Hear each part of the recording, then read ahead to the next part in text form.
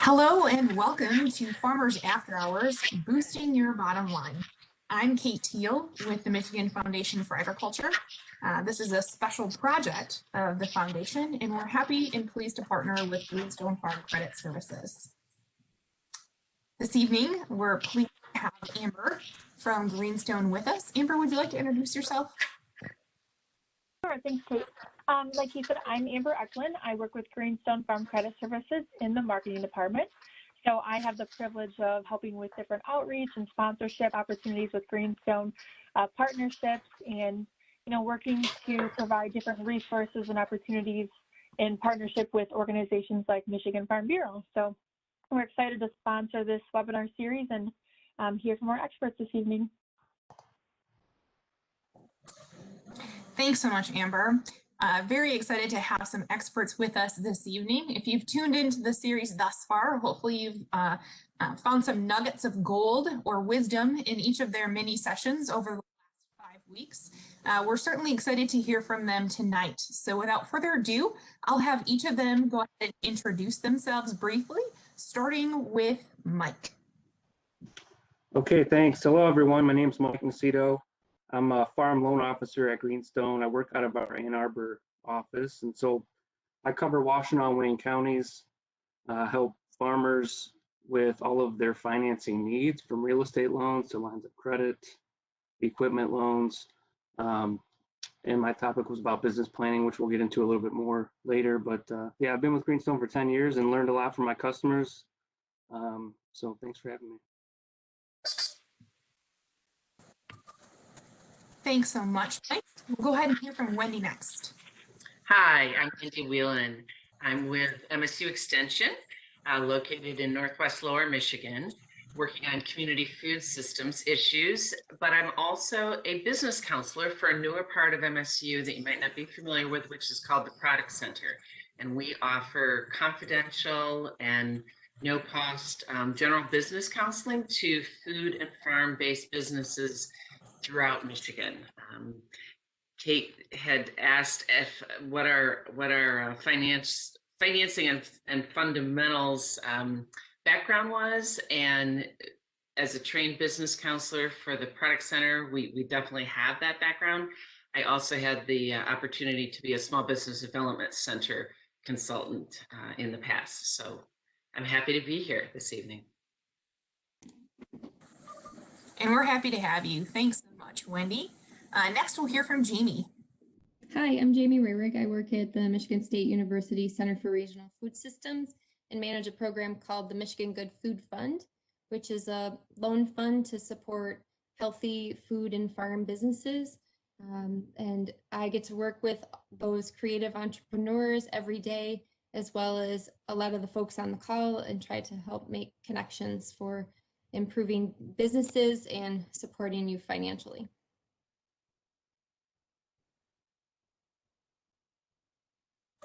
Thank you, Jamie. Jennifer? Hi, thank you for having me. My name is Jennifer Whitford, and I'm a loan officer with Greenstone. I'm located in the Alma branch, covering Gratiot County. My segment in the series was about tips for loan applicants. I'd be happy to answer any questions tonight and follow up on that segment. And thank you very much for having me. We appreciate your attendance and your knowledge, Jennifer. And next, Donald. Thanks, Kate. I'm Donald Mulson with USDA Rural Development. I work in the Michigan State office. I'm a business program specialist. My topic was the value-added producer grant, which I'm leading the administration of this year. So I can answer any questions about that. And I also assist with business and industry loan guarantee programs and the Rural Energy for America programs. Any of our loan and grant programs, I can kind of steer you in the right direction. Excellent, super helpful. Thank you so much, Donald.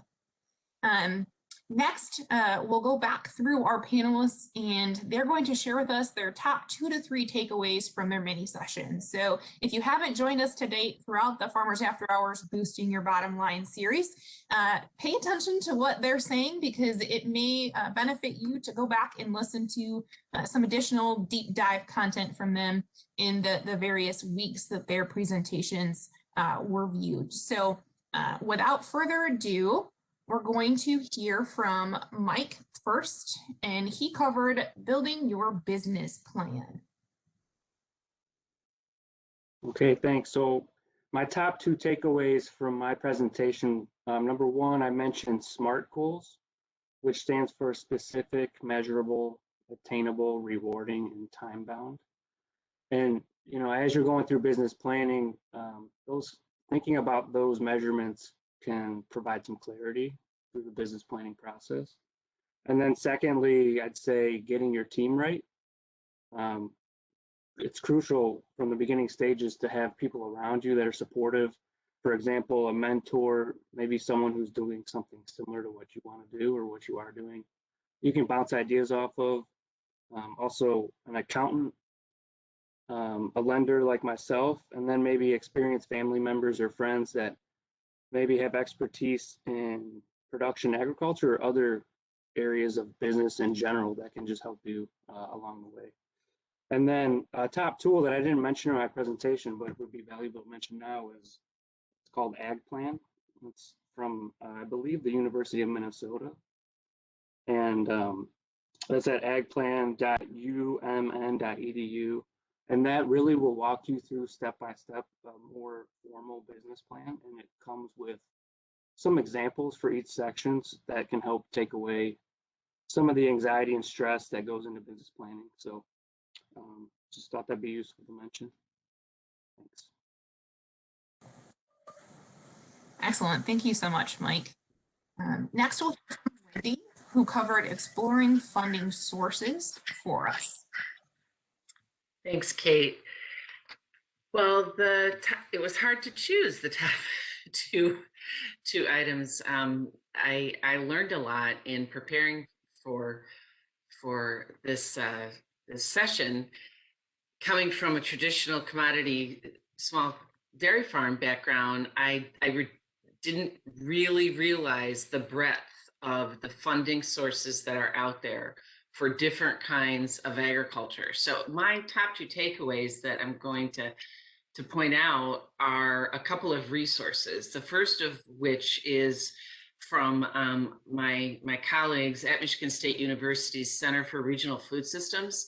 And they have been putting together a fabulous resource called Funding Sources for Food-Related Businesses, which you might not think includes farming, but it certainly is obviously a food-related business. And they've been updated. They're now on their 5th edition of this resource.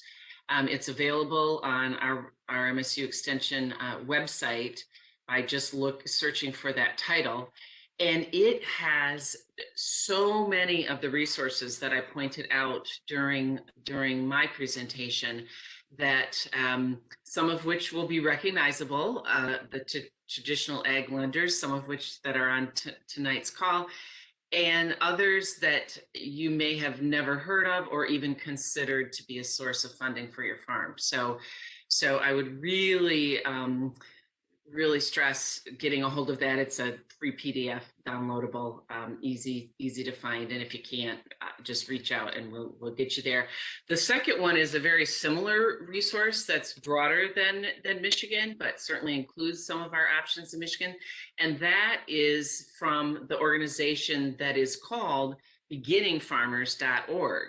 And the name of the resource is Funding Resources for Farmers, and it includes both loans and grants. Even though it is from the organization beginningfarmers.org, they certainly are not exclusively talking about the revenue sources for only beginning farmers. Again, easily found by going to beginningfarmers.org and looking for funding resources in their search field. So literally those two sources, if you didn't do anything else or remember anything else from my talk, I think could really illuminate a lot of possibilities for you.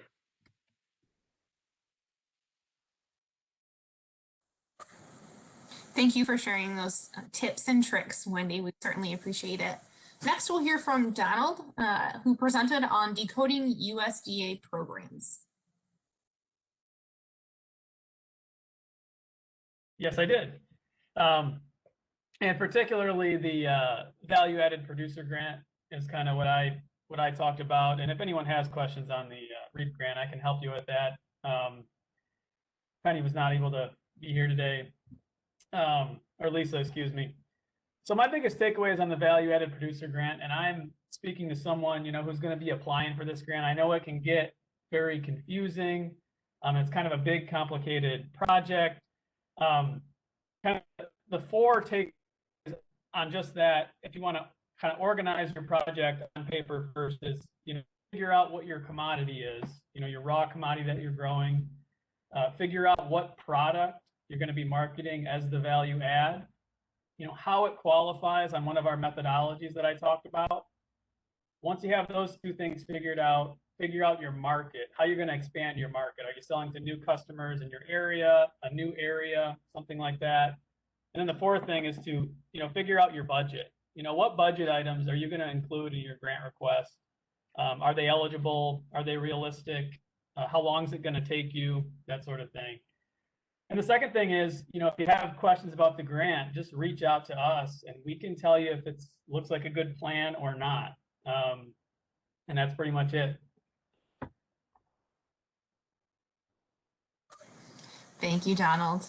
Up next, we will hear from Jennifer about tips for loan applicants.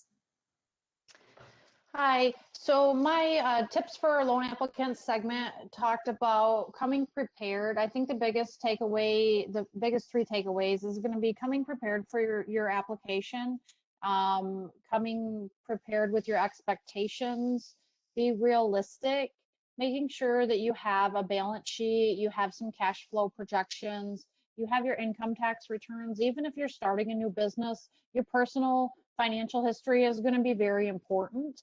And then I think one of the really key things too is to have good communication with your lender and maybe starting that relationship up ahead of the actual loan request so that they can get to know you, understand what you want to do, and just have a little bit more background information going into that actual loan request.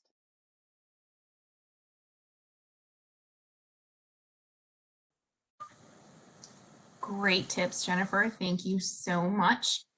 And next we'll have Jamie, and she spoke on grant dollars, the do's and don'ts. Thank you. And Jennifer, I always learn from you. And Wendy, thanks for giving a shout out to the funding resources guide. So yes, on the grants, do's and don'ts session, the biggest takeaways that I would say is be prepared, and it's never too early to start. If an application deadline it gives you 3 weeks, don't think, oh, I have 2 weeks to wait. That's too long. Start early and realize that it might be a fairly hectic process as you try to pull in all of the details and all of the information that the application requests. And then also follow the directions. I've seen, when I've been a grant reviewer, I've seen applications thrown out because they didn't follow the directions, or the reviewers might question when they asked for 2 letters of support, why didn't you send 2 letters of support? So follow the directions. Wonderful pieces of advice for first-time folks, for sure. Thank you to each of you for sharing your sort of top takeaways or top 3 to 4 hitters from each of your mini sessions. We hope that folks who find interest in those spaces will tune into the pre-recorded options on the YouTube channel for Farmers After Hours. Next, we'll move into our sort of live Q&A portion of the evening. So if folks in the audience have questions, please toss them in that Q&A section and we'll read them aloud so everyone's on the same page and let our panelists answer them as they're comfortable. So the first question that we have is, how have you seen innovative concepts work on the farm? Second part of that, how has diversification or enhancement of farming practices generated revenue in your experience?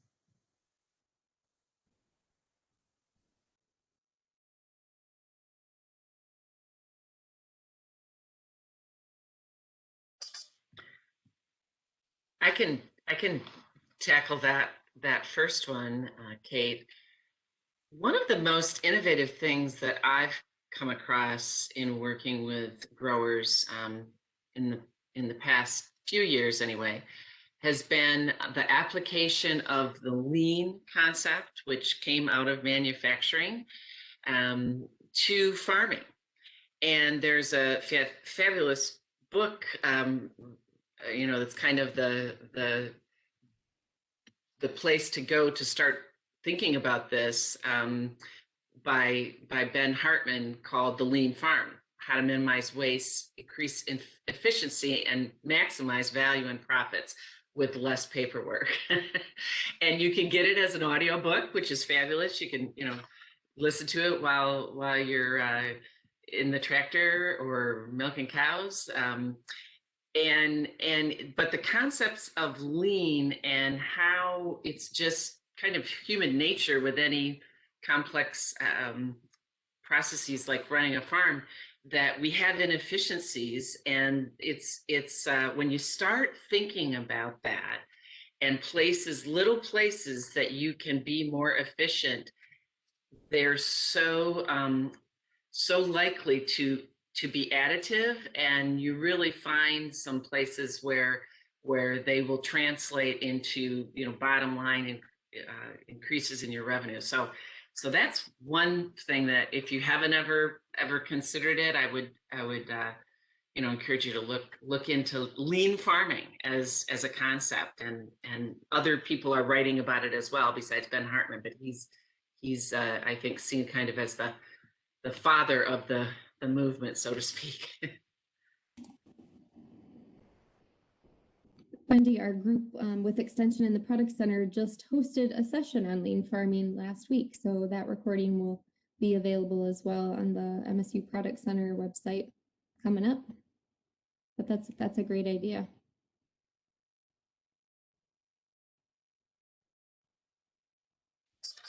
Yeah, I think you'll find it pretty engaging if you are into this kind of stuff. And I know some farmers that hit the partner in the farm turned to me during a conference session and said, he's trying to lean the way I do dishes. And so it can be kind of contagious, but I do think that there's really something there, as evidenced by so many industries practicing lean. So it's kind of fun too.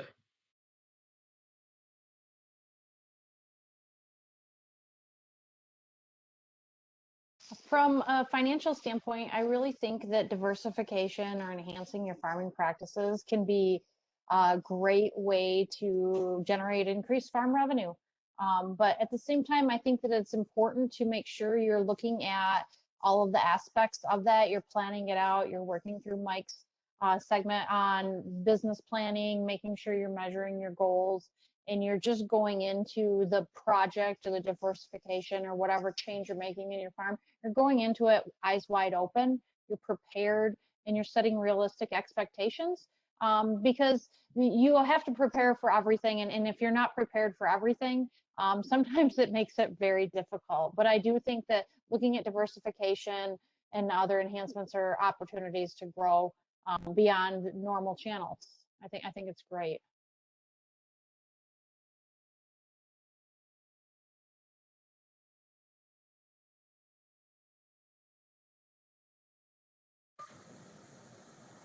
Thanks so much, everyone. The next question sort of gets to the heart of some of the mini sessions that we experienced throughout the first few weeks of Farmers After Hours. And it talks specifically to outside grants or funds that are available to help match that business plan, whether it's starting from the ground up or innovating, diversifying, whatever that might be on the farm. Can we provide a couple of tangible examples to sort of get folks prepared for the deeper dives in those mini sessions?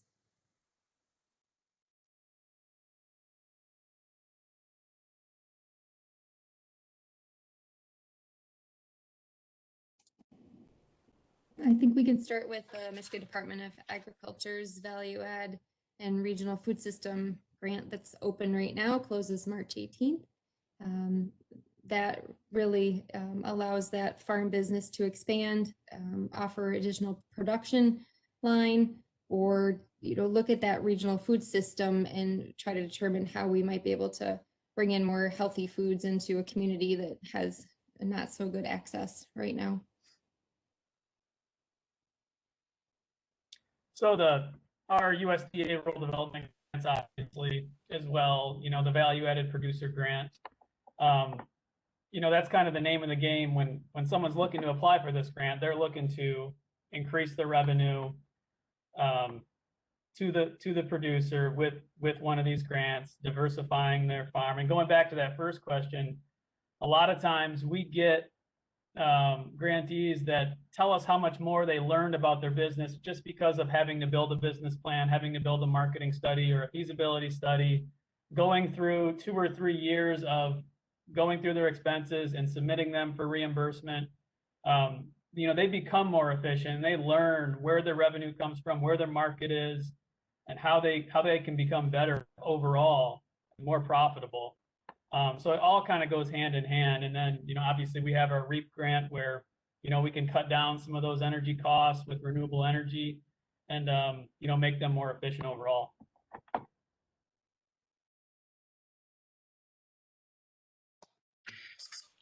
I'll just kind of add on to the grant discussion a little bit, because one of the things that I've carved out a little specialty for is helping our clients at the Product Center with a grant application. We actually also have some resources, because as Donald will tell you, if you're going for the USDA value-added producer grant over a certain amount of being requested for grant dollars, you're going to need a feasibility study, generally speaking. And that's something that our ag economists at the Product Center routinely do each grant cycle for that particular grant. But I couldn't agree more with what Donald just said. The activity of organizing your business in that way, that a grant application or a loan application really, for some people may be an unfamiliar structure, can be, of course you want to get the grant and the loan, but there are, to be, coin a phrase, value added outcomes from just going through the process. And yeah, it's vastly worth it. You don't have to do it alone either. There's people out there that can help you. And I can't say enough about Donald's organization, USDA Rural Development in Michigan. They are incredibly helpful with applicants trying to access the funds that they have. So reach out. Don't be afraid of your loan officer or your grantor.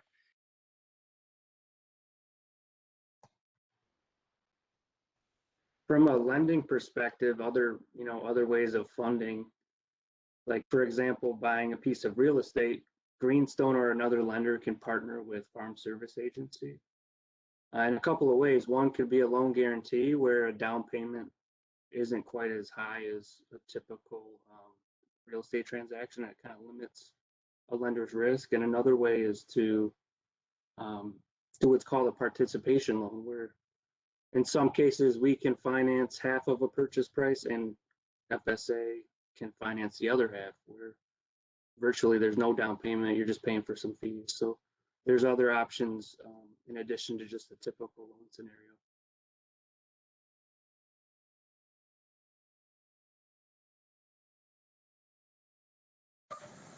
Mike, you sort of teed me up pretty well to ask this next question, quite honestly.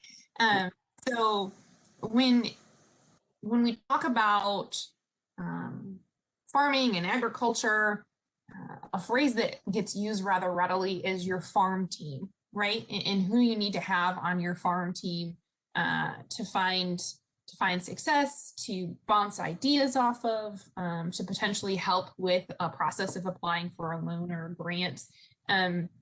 Would each of you, from a panelist and expert perspective, potentially share who you would have on your farm team, who you would recommend folks have on their farm team, and how they can connect with those individuals or resources?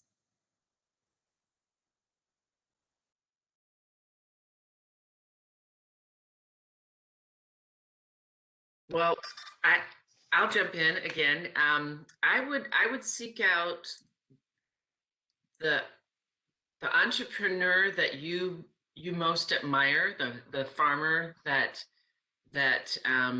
you've either read about or encountered at a conference, met. And if they're not a competitor, a direct competitor, I'm from a farm family. I find farming people to be incredibly supportive and helpful of each other, generally speaking.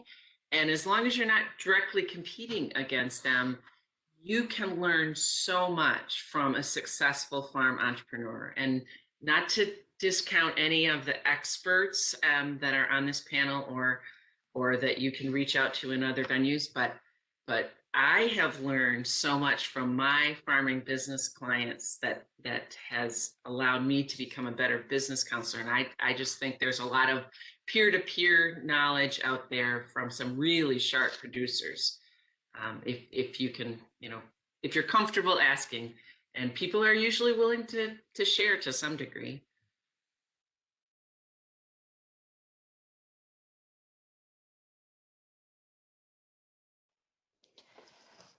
I think it's good, like I mentioned earlier, to make sure you have a good relationship with a lender and introduce yourself to a person at Greenstone or someone at your local FSA office, your local bank.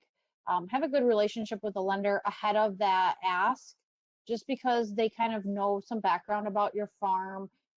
They know, what your goals are and where you want to go with your farm. Other people that I think are important to be involved on your farm team are going to be your accountant. Your accountant plays a very vital role in making sure your taxes are done to a standard, that are going to be not only acceptable to the IRS, which is pretty important, but also we want to make sure that your accountant knows the farm side of it. It's important to make sure you connect yourself with a good farm accountant.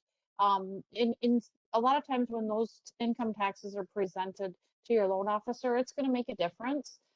In sometimes in a lending relationship or our ability to lend money based on those income tax returns, which would be where Mike's business planning and the projections and stuff that are put together in a business planning process come in to play very importantly.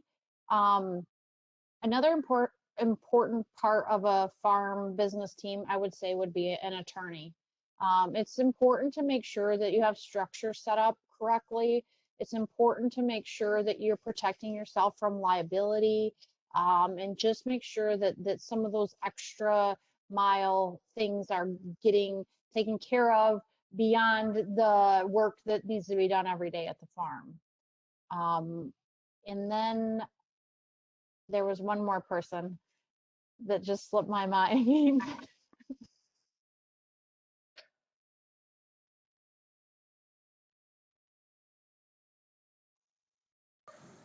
Well, to build off of Jennifer's point of getting close with a lender, Jennifer, myself, and a lot of our colleagues at Greenstone, we're very interconnected in our communities. And so if you need an accountant, most likely someone at Greenstone can put you in touch with someone, or an attorney, or even a farmer in the area that's doing kind of what you want to do. We may be able to make a connection there. So don't be afraid to ask the questions. The other person to add to your team just came back to me. It's your insurance agent, because when you're talking about liability and you're talking about setting up LLCs, different business entities through your attorney, you're going to want to make sure that you do that third step and talk to an insurance agent. You're going to want to make sure that your farm business assets are insured for liability, protection, and all of those things. But it's going to be really important too on the insurance side of things to make sure you're talking with a crop insurance specialist. So there's a couple different facets when you bring up that insurance person, just to kind of keep in mind in rounding out your farm team.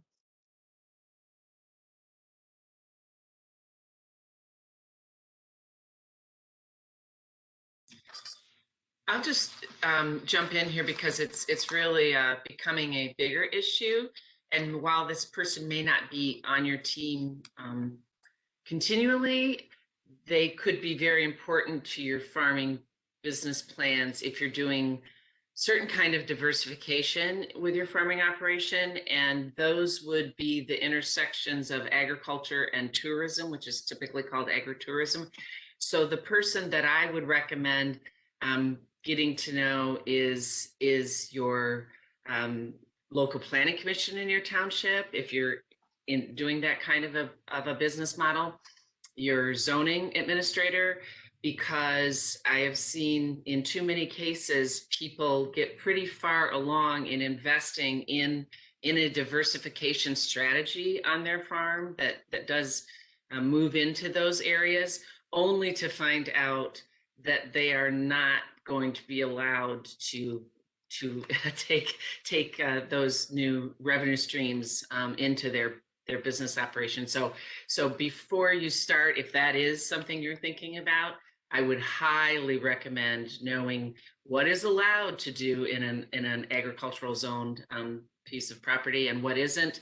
And it gets pretty complex. And many of you serve on your local planning commissions or zoning boards, so you know what I'm talking about. But it's increasingly in my area, in northwestern Lower Michigan, getting to be a much bigger both opportunity and the challenges that come along with that. So.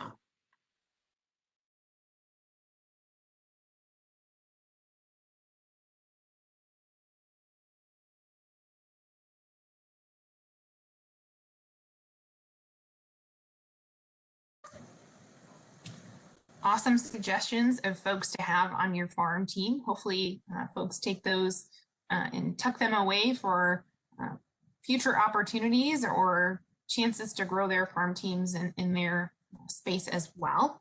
The next question that we have is, what resources would you recommend to folks who are tuning in that might be struggling from a financial stability, diversification, or innovation standpoint? What tidbits would you share with those folks? Sage wisdom, if you would.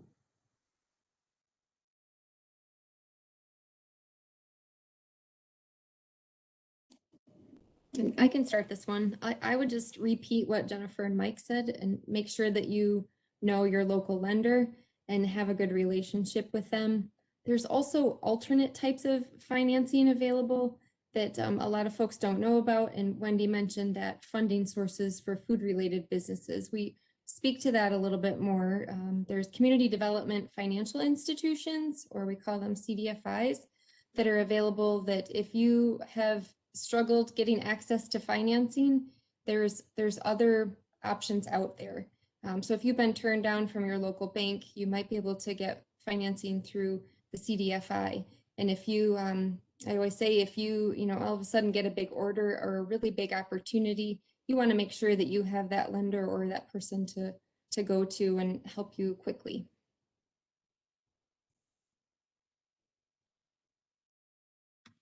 I'll just add on to that, that again, a place that we don't necessarily think of would be some of the peer-to-peer lending or the crowdfunding, depending on what it is that you're doing. Of course, it's certainly not appropriate for some things, but things like Barn Raiser is a specific crowdfunding platform for agriculture.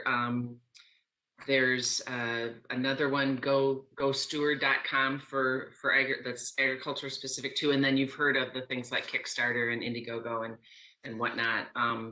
Kiva, Prosper, those are other kinds of revenues. So for a smaller operation, someone who is just starting out, I know plenty of people in that category that have used some of those non-traditional, very non-traditional in terms of agricultural lending sources. So I would encourage people to try again. In my experience with farmers who are passionate about growing their business in whatever way that means to them, that if one avenue is not going to work for funding your farm, there's just some other creative ways that you may be able to follow that farm dream, and don't give up. Wendy, we should probably also add the MSU Extension and our team at the Product Center. That's what we're here for, is to help with innovation. MSU Extension, a lot of folks know that they have people that work in agriculture, but they also have people that could help you with home ownership issues or personal credit issues as well.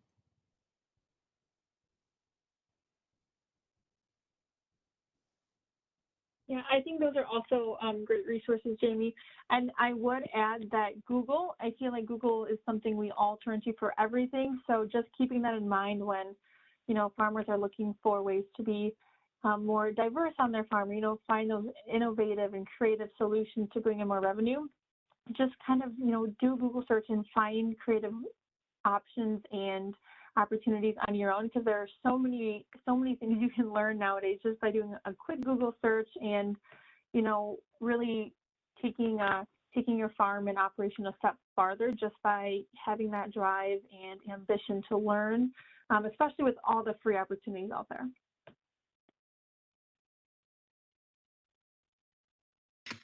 That actually just made me remember, Amber, that there is a fabulous, easily Googleable workbook called Evaluating the Feasibility of a New Farm Enterprise. So it's that pre-planning step that, you know, a lot of us don't feel like we have time for, but it does help you as a family, which a lot of us are farming with family, to really think about things that are important to you and help build a more maybe holistic, comprehensive view. I want to say it's a Cornell publication. If you can't find it easily, I can help point the way to it. I'd be glad to do that. But Evaluating the Feasibility of a New Farm Enterprise is its title.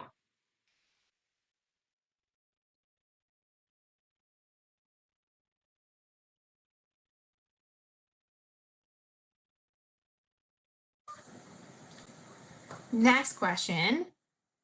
Unless, Jennifer, I thought I saw you unmute. So if you had something to add, feel free to do so now. Yeah, I think another great resource is webinars like this. I know that I was on Greenstone partnered with Jamie on a series called Loan Preparation for New and Beginning Farmers, and there was some good information presented through that series too. So there's a lot of, when you want to talk about free resources and in availability, if you have time, you know, to kind of do that, the research in those sessions like the one we're on are all recorded and they're available afterwards. So through the Michigan Good Food Fund, Jamie had put together a series called Loan Preparation for New and Beginning Farmers. So I think that's a good resource to look into.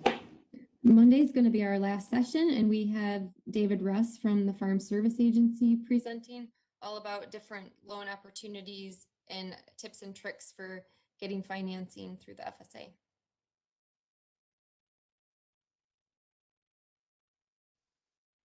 I think you can Google that too.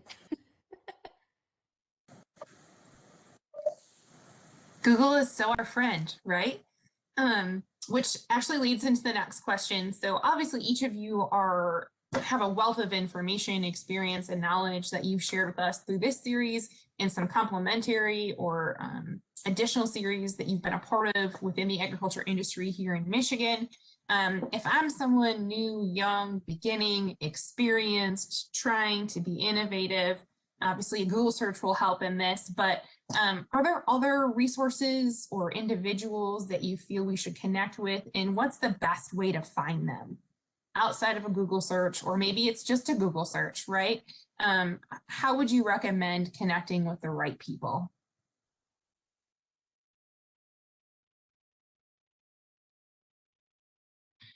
I would certainly look to the places that you look for your agronomy information or other kinds of general farm information.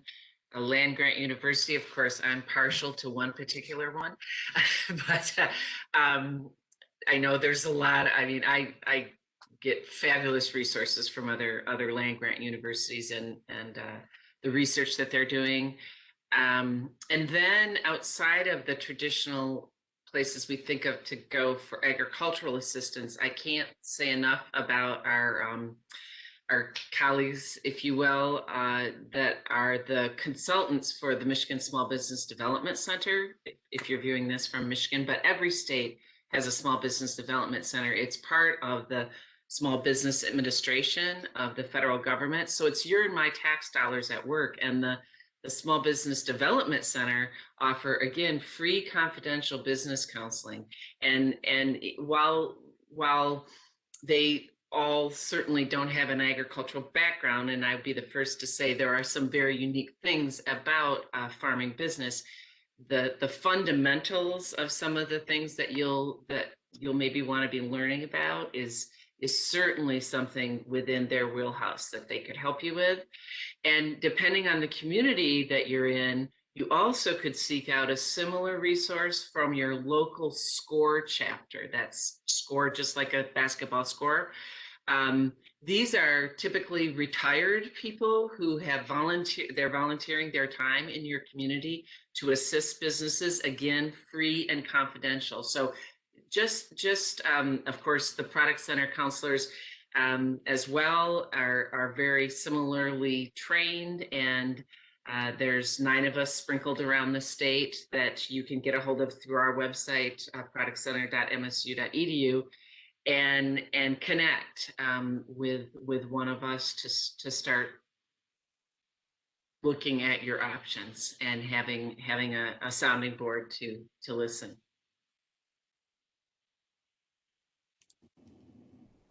I know people don't like more emails or want more emails, but signing up for those email listservs, whether it's MSU Extension or from SBDC, Small Business Development Center, and you can start to find the webinars and the workshops and what they're offering. There's pitch competitions. Wouldn't it be fun to see farmers pitch their business story and win money? So there's all kinds of different opportunities.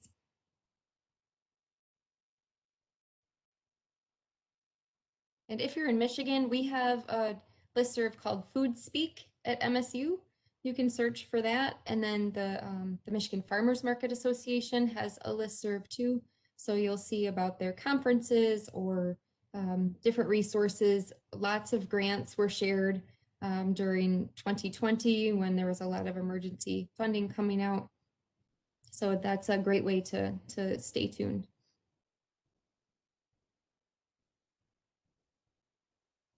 Another great resource I wanted to add to actually, Michigan Farm Bureau and just your local Farm Bureau agents, they have a wealth of knowledge, and they're local to your area, so they can even help you connect with other farmers that are maybe going through the same things you are or already have overcame that challenge. So using them as a resource, and then of course the local farmers in your area.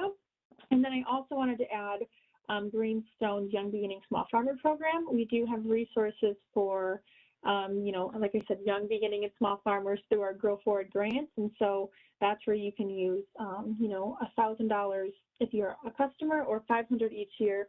And you can use that for a variety of different things, online courses, webinars that are, that are not free, different business consultations, tax and accounting. So there are so many resources out there. You just have to kind of take the initiative and look for them.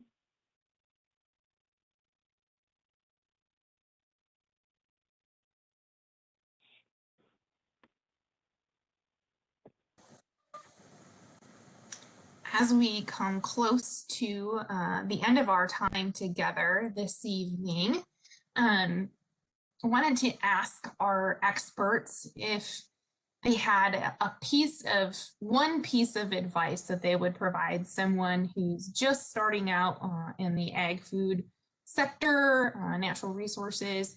What would that wisdom be?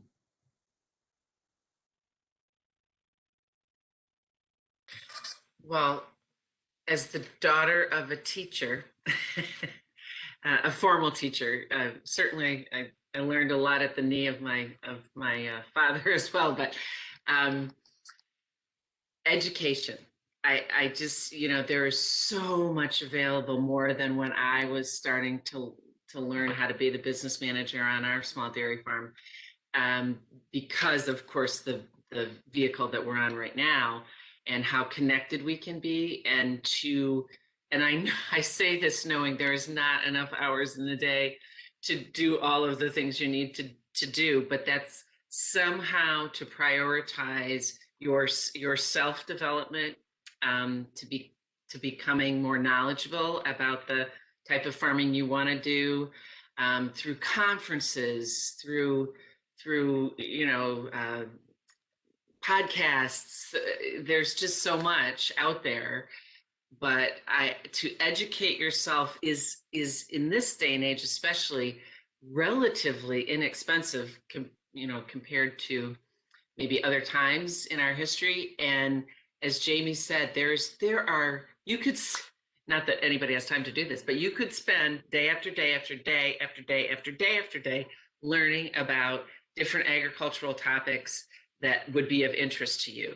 So start sifting through, or have somebody help you sift through to separate the wheat from the chaff, and just start educating yourself, because that's ideas will spring forth that maybe you've never considered, and that's fun.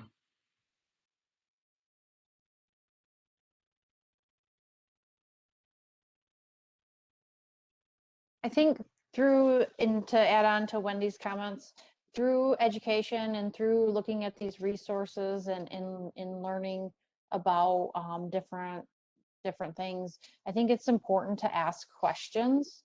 Ask questions of your peers, ask questions of your mentors, ask questions of your business partners, and just to be educated, but also be aware, I think is a really important thing. And to start small. It's okay to start small, because sometimes it's a little bit easier, and the capital requirements from a lending standpoint aren't going to be as intense. So I really say reach out and ask questions to the people on the panel here, to your local lender, to your Farm Bureau agent. Greenstone has offices all over Michigan and Northeast Wisconsin. We have lenders in all of those offices that are very willing to talk to you, even if it doesn't mean that you're asking for a loan, even if you just have questions. Just reach out and ask.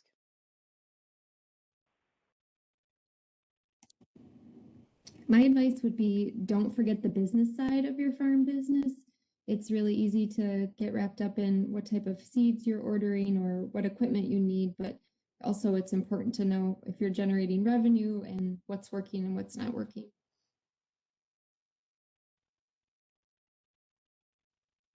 Yeah, to build on that, I mean, from a lender's perspective, it comes back to the financials always, and I know it's not the most fun part of running a farm, but it is critical. And I know the most successful farmers in my portfolio intimately know their financial position. So the more you can get educated on that, the more you can track your income and expenses, the better off you'll be, and the quicker you can grow and get to where you want to go.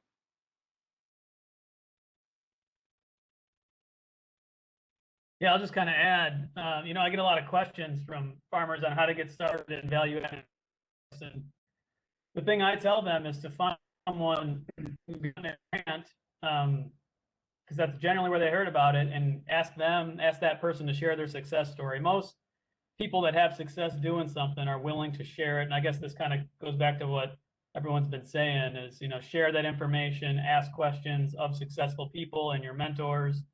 And you're going to get good answers, and you'll be further along towards success there. A question that we haven't addressed yet and just percolated is, when you're looking to grow, innovate, get started, and you're exploring financial funding opportunities, whether it's a grant or a loan, traditional, non-traditional, what kind of lead time should you anticipate? When should you start preparing? And what are your recommendations in that space from each of your focal areas? I'll go first, if that's okay. I think that your lead time is really going to depend on your request.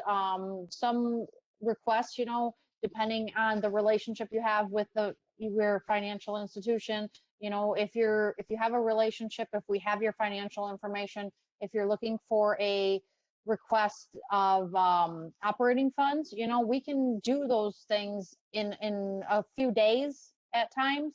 If you're looking for a real estate loan, you know, you're going to need to plan on a few weeks at minimum, and sometimes it's a few months, and that's okay. You just have to kind of maybe understand that up front, that different requests have different lead times.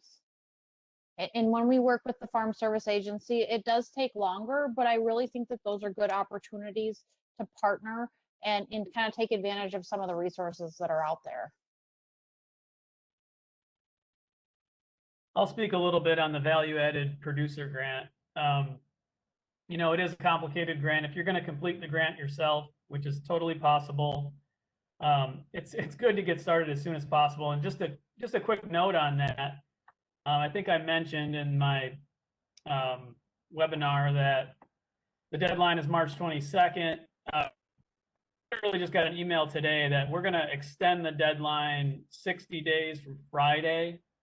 And they're going to add another $35 million to the pot for value-added producer grants. So $76 million total, and 60 days from March 5th will be the new deadline there. So that kind of is related to this question. And 60 days sounds like a long time to get working on a grant, but this is a complicated grant. And some people choose to hire grant writers, some people don't. If you are, if you aren't, I would recommend, if you're interested in the value producer grant, start to get figured out, get your project figured out very, very shortly. I'll tag on to that and then say something maybe a little more broadly, because I've helped so many people on both the Michigan Department of Ag and Rural Development's Value-Added Producer and Food System Grant and the USDA one that Donald was just referring to. I like to know a year out. Now, not because we're going to start working on the grant a year out, but these are yearly grant cycles. And so sometimes it's really beneficial to have a more comprehensive idea about what my client is going to phase in their farming operation in the next 5 or 10 years, because there are appropriate time. There are times in that business journey that applying for that grant or it goes for a loan too is strategically the right thing to do at that time as you move along the path. So it's helpful to kind of broaden out sometimes and think of the financial resources you will need at certain points along your journey. One thing that classically happens, and it's not just with farm businesses, it's with any closely held, family business, is that you start out saving money to start your business. You then rely on one of the F's in financing, which is family and friends. Those patient capital sources, and then if things haven't started going the right direction, you may turn to credit card to try to finance some things. And people classically will get themselves to a point where they would have been able to be financed had they asked earlier, but now they are, they're really not looking very good to that loan officer because of the debt that they've accumulated in the way they've accumulated it. So it helps for someone to know and help you think about the big picture and how you're going to move forward because you're almost certainly going to need some financial assistance along the way. To add on to that big picture comment, like Jennifer said, our loan process could take a couple days to a couple months. But I mean, I have several customers who call and check in once a month. Here's what's going on the farm. Here's what we're thinking we may want to do a year from now, and we can kind of mutually set expectations on, what a lender is going to look for when that time comes and how they can prepare in the meantime to do so. So communication is key overall. Also, it often depends on the business owner themselves. We keep talking about having those business documents together, the business plan, the projections.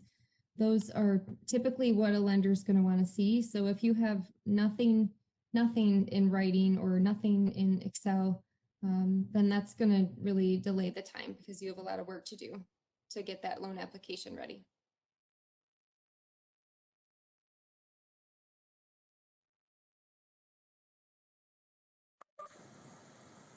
Thanks so much to each of you for responding to that question.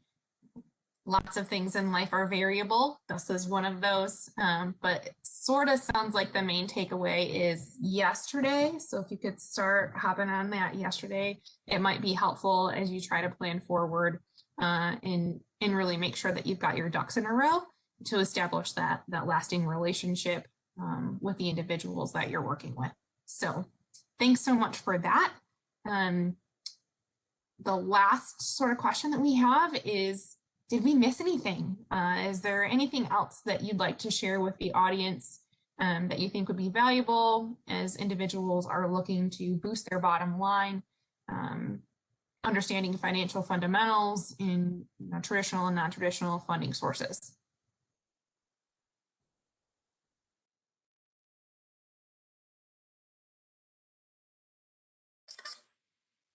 This was brought up, but I'm gonna emphasize it.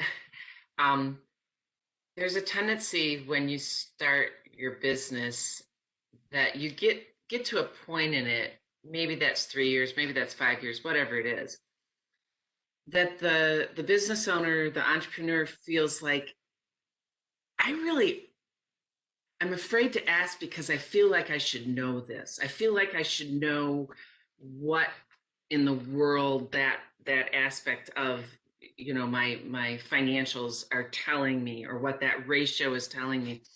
And there's a reluctance for people because they think somehow intuitively they should know these things to kind of fess up to their lender or their business advisor. That I just really have never mastered understanding my business at that financial level. And I see that so often. And I just want to encourage people to, you weren't born with this. It's not something that I think as a society we teach very well. And don't be afraid to ask, because I guarantee you many of your peer farmers are also fumbling through some of the same things. So don't be afraid to ask the question that you really, just need a little deeper understanding of.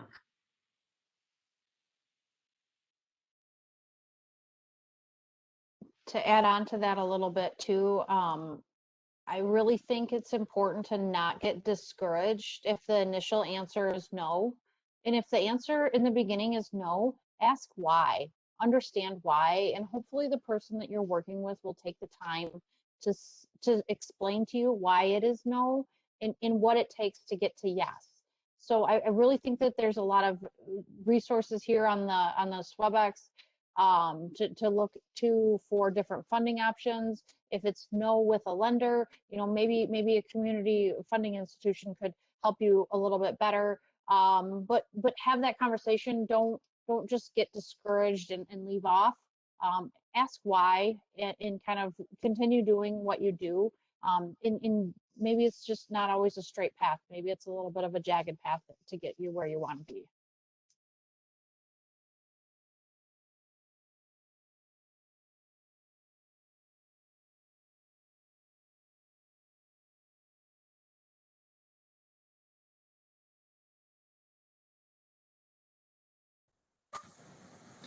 Thanks so much to everyone tuning in live and later on to this session, and a huge kudos and appreciation to each of our experts that joined us this evening for the panel. We appreciate your time, your knowledge, and the resources that you shared with us. And hopefully individuals throughout the countryside will be connecting with you in meaningful ways to help them with their farming operations or business ventures in the near future. I can't share enough my appreciation for each of you and your willingness to participate in this series holistically. Thanks for everything. And definitely check out some of the other opportunities on the Michigan Farm Bureau YouTube channel. We've got a Farmers After Hours area where you can catch all of the pieces that you might have missed, or tune into the mini sessions that each of our experts so graciously recorded and were a part of earlier in the series. With that, thank you so much for tuning in to Farmers After Hours, Boosting Your Bottom Line, a special project brought to you by the Michigan Foundation for Agriculture and Greenstone Farm and Credit Services. We wish you all a wonderful day, evening, and we'll hopefully see you soon.